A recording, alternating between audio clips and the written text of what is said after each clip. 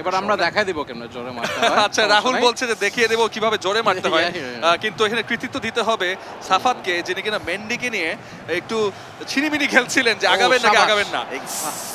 আবারও কিন্তু সুযোগটা তৈরি হয়েছিল। রাহুলের রকস্টাররা এই মুহূর্তে কি করছে? সেনেগাল ডিফেন্ডিং এ ব্যস্ত, খুব একটা বেশি অ্যাটাকে উঠতে পারছে না। ইংল্যান্ডের অ্যাটাক থামিয়ে থামিয়ে তারা কিন্তু এই মুহূর্তে কিছুটা হলেও গলদঘর্ম। ভালো একটা ক্রস ইন হয়েছে ভিতরে, হ্যারি কেইন তিনি তৈরি ছিলেন এই মুহূর্তে লং রেঞ্জে। এক্সিলেন্ট একটা সেভ আমরা দেখলাম মেন্ডির কাছ থেকে। মেন্ডি এই ওয়ার্ল্ডের one of the best goalkeeper, সুতরাং তিনি সেই কাজটা কিন্তু যথেষ্ট ভালোভাবেই করেছেন। অসুবিধা নাই, এই যে গোল দিতাছি আমরা। হ্যাঁ, গোল দিতাছি। আয়া পড়ছে, এই দেখো আয়া পড়ছে। কি কইবার লাগছে? এবার কি গোল হয়ে যাবে রাহুল? কি কইতাছে? না হবে না, হবে না, হবে না। এই যে ক্লিয়ার কেমনে করে দেখাই দেই। ও ভালো হেডার ছিল, কমপ্লিটলি ফ্রি হেডার ছিলেন সেখানে কাইল ওয়াকার, আমি যদি ভুল না করে থাকি। এবং ডেফিনেটলি অল্পের জন্য একজন ডিফেন্ডারের মাথায় লেগেছে। আরো একটা কর্নার হওয়ার কথা। আচ্ছা দাঁড়াও, back to back corner kick, am I right? Yes, back to back corner. Yes, প্লেয়াররা পজিশনে চলে যাবে। আরেকটি কর্নার কিক, সেখানে রয়েছেন মেসন মাউন্ট, শর্ট খেললেন, সেখানে স্টার্লিংও আছে। বল পুট ইন, হেডার পাবে কিনা না, সেনেগালের পায়ে বল। সাবালি ডান প্রান্ত থেকে আগাচ্ছেন, সামনে সাপোর্ট রয়েছে কিনা? হ্যাঁ, একজন প্লেয়ার আছে, দুজন প্লেয়ার আছে। বেস্ট ট্রিকারি, গোল গোল ঘুরছেন, টু মাচ, একটু সেলফিশ প্লে। আবারও ফোর্ডারে পায় বল সেন্টারে, সামনে হ্যারি কেইন রয়েছেন, দিলেন বেলিংহ্যামকে, সোজা দিয়েছেন, ডিয়ালো ইন্টারসেপ্ট করলেন, বলটা নিয়ে আগাতে দিলেন না। ডিয়া বাম প্রান্ত থেকে আগাচ্ছেন।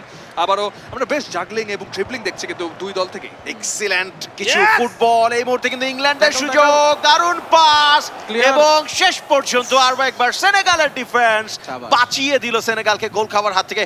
কুইক কাউন্টার অ্যাটাকের যে ব্যাপারটা থাকে এই ধরনের অল আউট অ্যাটাকের এগেইনস্টে, সেটা কিন্তু সেনেগাল খুব ভালোভাবে সাজাতে পারছেন। তবে ইনিশিয়ালি আমরা দেখেছিলাম প্রথম 10 মিনিটে কিন্তু সেনেগাল বেশ কয়েকটা আক্রমণ করতে পেরেছিল। এই মুহূর্তে ইংল্যান্ডের একক আধিপত্য।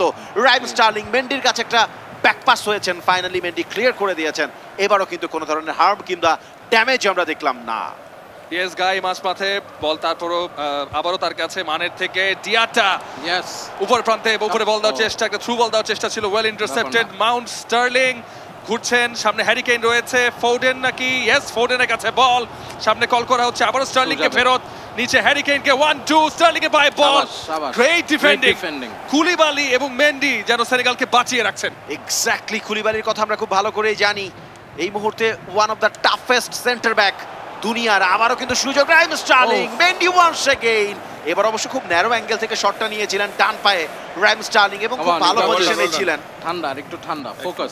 প্রথমার্ধে আর 5 মিনিট বাকি। রাহুল, কি হচ্ছে তোর টিমে? তোর রকস্টাররা তো গোল দিতে পারছে না। ইংল্যান্ড একটু দিচ্ছি, মানে পরের হাফে কি হবে এটা তো দেখবো আমরা। মানে সবাই দিতে যাচ্ছে, তাহলে গোল দিলে কি হয়? ম্যাচ তো জমাইতে হবে একটু, বুঝেন না? ও ম্যাচ জমানো চলছে, ম্যাচটা জমায়নি আর। চাষি ভাই কি করতেছেন? চাষি ভাই গোলটা দিয়ে ম্যাচটা আরো জমাই দিবেন। গোলটা কবে দিবেন? পরশুদিন দিলে তো হবে না চাষি ভাই, খেলা তো 90 মিনিটের।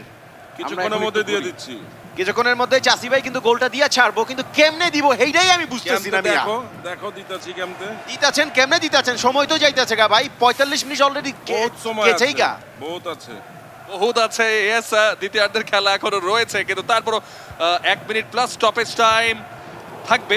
সেনেগাল অ্যাটাকে যাওয়ার চেষ্টা, defensive duties done well by England. Harry Kane, দারুণ সুযোগ, হ্যারি কেইন 1-1 প্রথম গোল। England 1 Senegal 0। হচ্ছে কইছি কিছুক্ষণের মধ্যে দিতাছি।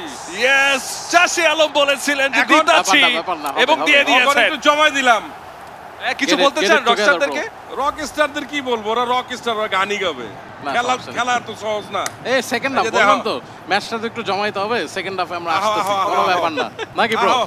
ওয়েল, সেকেন্ড হাফ ছোট ভাই আহো, অসুবিধা নাই। আমি তো ওই যে রেসলিং দেখি তো, কেইন সামনে গেছিল, তাই গোলটা দিলাম আর। আমি জানি না চাষি ভাই হয়তো বা বলে আহো ছোট ভাই, আমি মনে করলাম যে সে বলে আহো বাতিজা আহো। আচ্ছা যাই হোক, বাতিজা এর ডাকে নাই, ছোট ভাই আহো, খেলা হইব ছোট ভাই। Harry Kane